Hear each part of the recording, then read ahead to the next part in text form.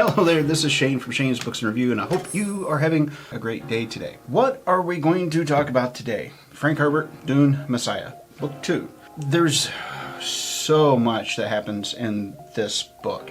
It is quite amazing. The amount of detail that's in there it's mind-boggling, and I could imagine for some it would be mind-numbing because of just how much. First, let's get the narrations out of the way. The narrations were done by Catherine Kelgren, Ewan Morton, Scott Brick, and Simon Vance. Where even to begin on this? Where we left off, things were changing for Dune. The setup was that the entire regime, the entire known universe that's under the control of the Emperor, needs this Melange spice. They need it to be able to have their mentats, which are people that are much like computers, to be able to perform their task properly. The Spacing Guild, they need it so their navigators can make sure that they move from point A to point B without running into things and to find the easiest flow. There's other groups of people that need it for this, that, and the other, but essentially because of that, there are many divisions within Dune and that universe. Now, there's also another faction which is kind of brought in, which they were not really mentioned in the previous book, I don't think. So this faction, the Tleilaxu, they're kind of shunned in a way. There's this thing that's mentioned in the first book and in now this book about the pre-times. So they would be referring to us, and then us relying on computers, and then some sort of a malfunction or a uprising or something that went horribly wrong that reset society, and then we pretty well started from scratch and nothing's really remembered from that time. Now the Tleilaxu, they like to play with things. They like their gadgetry, and so they've gotten to the point where not only do they make mechanical eyes and prosthetics and all this kind of a thing at a very steep price, they also make these things called Ghola. And a Ghola is essentially a reproduction of a person. So like if you were killed by a giant high beam, they would put you in this tank and rebuild you, but then you would be a Ghola, meaning that you really wouldn't have any of the memories from before because technically speaking you died. Your body, the DNA, the patterns of the brain, everything would still be there. And so that Ghola would be considered a gift to somebody, or somebody would purchase one for themselves. And these things can be programmed. But the Tleilaxu, whenever they get somebody in their sights politically, set traps. And these traps are typically very destructive to the person, but that doesn't mean that it will kill them.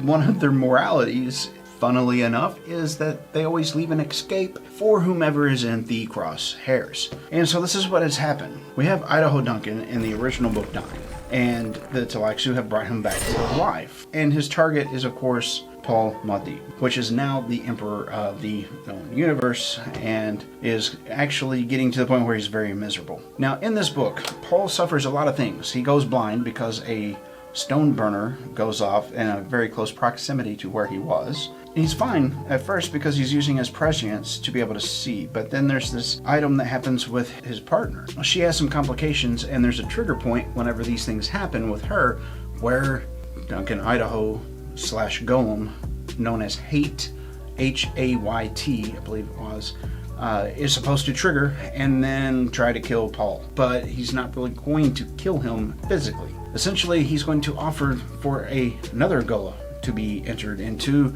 Paul's life of his wife. So that's interesting enough. Well, the Tleilaxu's plans might have fallen apart, might not have fallen apart, might have been successful, but the thing is, they themselves have played with these Gholas, and it's backfired on them because they're all or nothing for the most part. They're either all this or all this, but there's one way to destroy one, and that is to try to make it become the exact opposite of what it is. And in particular points in life, and this is kind of a true statement for the most part, once people get established in a pattern of whom they are and what they think they are and what they should do, it's really hard for them to break outside of that pattern. And so that's kind of the goal of the Tleilaxu, is to get Paul to become exactly the opposite of what he is so that it destroys him and his power. Now, unfortunate for them, Paul has been trained as a mentat, but he's also a Fremen, and he's also a member of the House Atreides.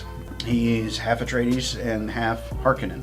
He's got a mind of his own. His sentience and his ability to process information is so much higher than the people around him, for the most part, that he sees what's happening, and he's already figured it out before Duncan, Idaho's Ghola, Hayt, shows up. And for all intents and purposes, everybody around Hayt is fooled. They all think that he's exactly who he used to be, although he knows he's not and says he's not. So there's plots within plots and themes and this, that, and the other, and it's really interesting in that regard. What I've told you doesn't even tell you a modicum of what this book has got inside of it. It's very detailed, and it goes on. It's a good read, and it's a really good listen as well. So what are my thoughts on the book? What kind of feelings did this get out of me while I was reading it? Well, intrigue, that was one.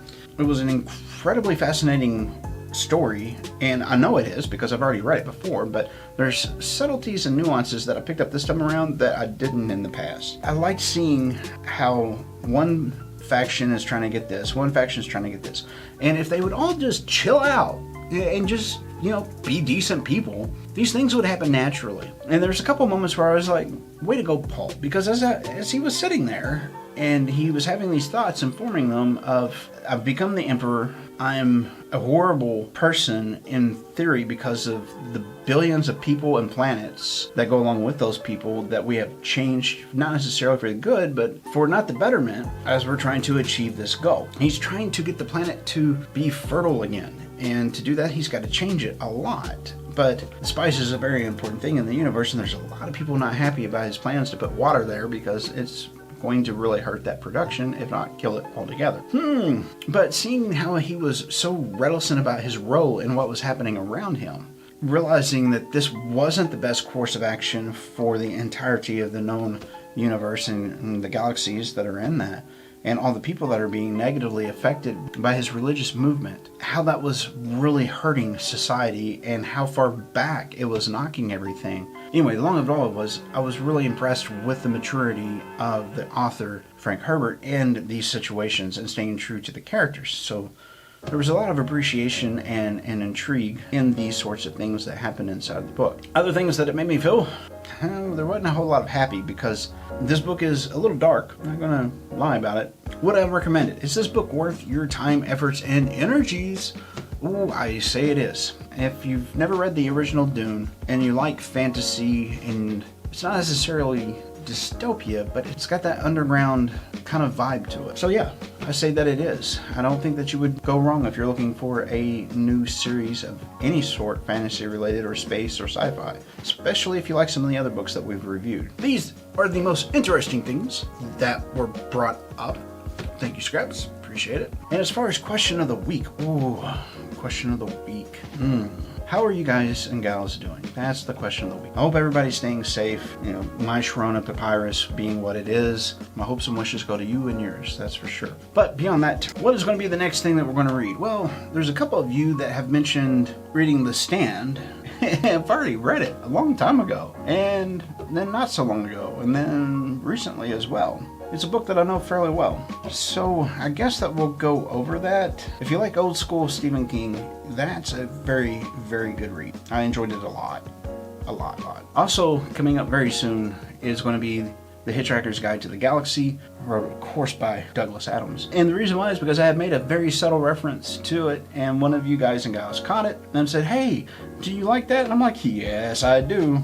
Don't think that I've actually ever gone over those at all. Also, I got a person that reached out to me that is a budding author. They wanted me to read an advanced copy of it. So I'm going to go through it. I'm going to read it. I'm hoping that it's going to be something unique and good. The title of it kind of makes me a little leery to bring it up and mention what it is until after I proofread, just to make sure that it's not something that I shouldn't talk about. On the same token, I'm excited because that's the first advanced copy that somebody's actually offered, and that's pretty cool. So, if you've made it this far, my goodness, you are the face mask for my personal protection equipment that I cannot find. That sounded a lot more weird after I said it than what I was thinking in my head. How about this instead? You are the hand sanitizer that, no, that's not gonna work either. How about this? You're beautiful. Keep being you. With all that said, you know what to do. It is that time of the video. Like, share, subscribe. If you have any questions or comments or things that you would like to suggest for the channel, you know what to do down there in the comment box area. Yes, we will read it and respond more than likely. Beyond that, you know who you are. Thank you. This has been Shane with Shane's Reviews. I hope you enjoyed the video, and YouTube is going to have you pick one of these two videos over here. Not one, I don't know. I don't know if I would trust either one of those. Well, maybe that one. Yeah, you think so? Cool. Regardless, whichever one you pick, I will see you in the next video.